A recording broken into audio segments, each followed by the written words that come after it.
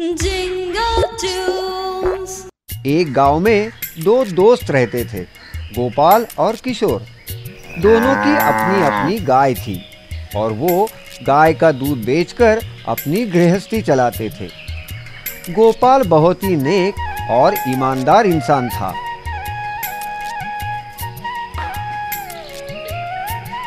वो अपना काम पूरी मेहनत और लगन से करता था। उसकी गाय का नाम कपिला था। वो कपिला की अच्छे से देखभाल करता, उससे बहुत प्यार भी करता था। गोपाल का दोस्त किशोर लालची और धूर्त था। वो अपनी गाय का ठीक से ख्याल नहीं रखता था। ज्यादा पैसे की लालच में किशोर अक्सर दूध में मिलावट करता और अपने ग्राहकों को ठगता था। धोखाधड़ी उसके दाएं हाथ का खेल था। एक दिन गोपाल की पत्नी अचानक बीमार हुई। गोपाल पत्नी को लेकर गांव के वैद्य जी के पास गया। जांच करने के बाद वैद्य जी ने गोपाल से कहा, मामला गंभीर हो सकता है, शहर से दवाइयाँ मंगानी होंगी, काफी पैसे लगेंगे। तुम पैसों का इंतजाम कर सकते हो ना? हाँ, इलाज तो करना ही है। आप दवाइयाँ मंगवाइए, मैं पैसों का कुछ ना कुछ इंतजाम करता हूँ। इतने सारे पैसे मैं कहाँ से लाऊंगा? पत्नी का इलाज तो कराना आवश्यक है। अब क्या करें? इतने में उसकी नजर कपिला पर पड़ी। इतने पैसे लाने का केवल एक ही रास्ता बचा है, मेरी प्यारी गाय कपिला। उसे मैं शहर में जाकर बेच देता हूँ। जो पैसे मिलेंगे उसी से दवाइयाँ मंगवा लूंगा। घर आकर गोपाल ने ये बात अपनी पत्नी को बताई तो पत्नी ने कहा, ये क्या कर रहे हैं आप? कपिला को बेचेंगे? कितने सालों से वो हमारे साथ है। कपिला ही तो हमारी रोजी रोटी है। अगर उसे ही बेच देंगे तो खाएंगे क्या? सच कह रही हो तुम, पर अभी दूसरा कोई उपाय भी नहीं है। हमें ऐसा ही करना होगा। दूसरे दिन ना चाहते हुए भी कपिला को लेकर गोपाल शहर की ओर निकल पड़ा। जंगल से गुजरते वक्त गोपाल राह से भटक गया। तभी उसने एक जाप सुना, ओम नमः शिवाय, ओम नमः शिवाय। थोड़ा आगे जाकर गोपाल ने देखा एक स्वामी जी पेड़ के नीचे मंत्रोच्चारण करते हुए बैठे थे। गोपाल को सामने देखकर उन्होंने पूछा, वत्स, कौन हो तुम और कहाँ जा रहे हो? मैं गोपाल हूँ स्वामी जी। शहर जाते वक्त रास्ता भूल गया हूँ। आपकी आवाज सुनकर यहाँ चला आया। लगता है तुम्हें भगवान ने ही भेजा है। मैं यहाँ बहुत समय से तपस्या कर रहा हूँ और मुझे बहुत भूख लगी है। क्या तुम मेरे लिए भोजन की व्यवस्था कर सकते हो? स्वामी जी, क्या बताऊँ आपको, मैं खुद ही बहुत उलझन में हूँ। मैं आपकी कैसी मदद करूँ? हाँ, मेरे पास ये गाय है, मैं उसका दूध आपको पीने के लिए दे सकता हूँ। गोपाल ने तुरंत ही गाय का दूध निकाला और स्वामी जी को पीने के लिए दिया। स्वामी जी ने दूध प्राशन किया। गोपाल पर प्रसन्न होके उन्होंने कहा, एक भूखे की भूख मिटाकर तुमने आज बहुत पुण्य का काम किया है। मैं प्रसन्न हुआ हूँ। इसके बदले तुम्हें कुछ भेंट देना चाहता हूँ। क्या तुम्हारी कोई इच्छा है? मैं वो जरूर पूर्ण करूँगा। फिर गोपाल ने उन्हें अपने पत्नी के इलाज के बारे में बताया और दवाइयाँ महंगी होने के कारण कपिला को बेचने के लिए वो शहर जा रहा है, ये भी बताया। ये सुनने के बाद स्वामी जी ने अपने झोली से एक सोने का कड़ा निकाला, उस पर कमंडल से पानी छिड़का और वो कड़ा गोपाल के हाथ में रखते हुए कहा, ये लो, ये एक जादुई कड़ा है। जब भी तुम्हें पैसों की जरूरत हो तब ये कड़ा हाथ में पहनकर गायत्री मंत्र का जाप करो और पैसे मांगो। तुम्हारी जरूरत पूरी हो जाएगी। क्या आप सच कह रहे हो स्वामी जी? अगर ऐसा हुआ तो मेरी सारी परेशानियां खत्म हो जाएगी। आपका बहुत बहुत धन्यवाद। लेकिन एक बात का ध्यान रहे, ये कड़ा केवल अच्छे कामों के लिए ही इस्तेमाल करना। गलती से भी इसे किसी बुरे काम के लिए इस्तेमाल नहीं करना, नहीं तो ये कड़ा पहनने वाला हमेशा के लिए अपाहिज हो जाएगा। मैं जरूर याद रखूंगा। स्वामी जी का आशीर्वाद लेकर गोपाल खुशी खुशी अपने घर वापस निकला। दवाइयों के लिए उसे अब कपिला को बेचने की कोई जरूरत नहीं थी। घर पहुंचते ही गोपाल ने सारी बात पत्नी को बताई। गोपाल ने जादुई कड़ा पहनकर गायत्री मंत्र का जाप किया। ओम भूर्भुवः स्वः तस्य वितुर्वरेण्यम। मंत्र का जाप खत्म होते ही गोपाल के सामने पैसे प्रकट हो गए। अरे वाह, सच में पैसे तो मेरे सामने हैं। अब ये पैसे वैद्य जी को देकर तुम्हारे इलाज की सब दवाइयाँ मंगाता हूँ। तुम जल्द ही ठीक हो जाओगी।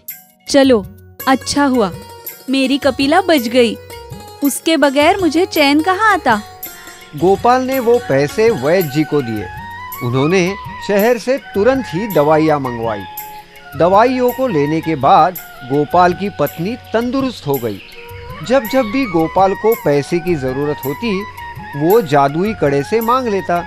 उन पैसों से गोपाल ने और गायें खरीदी, परिवार के लिए नया घर बनवाया।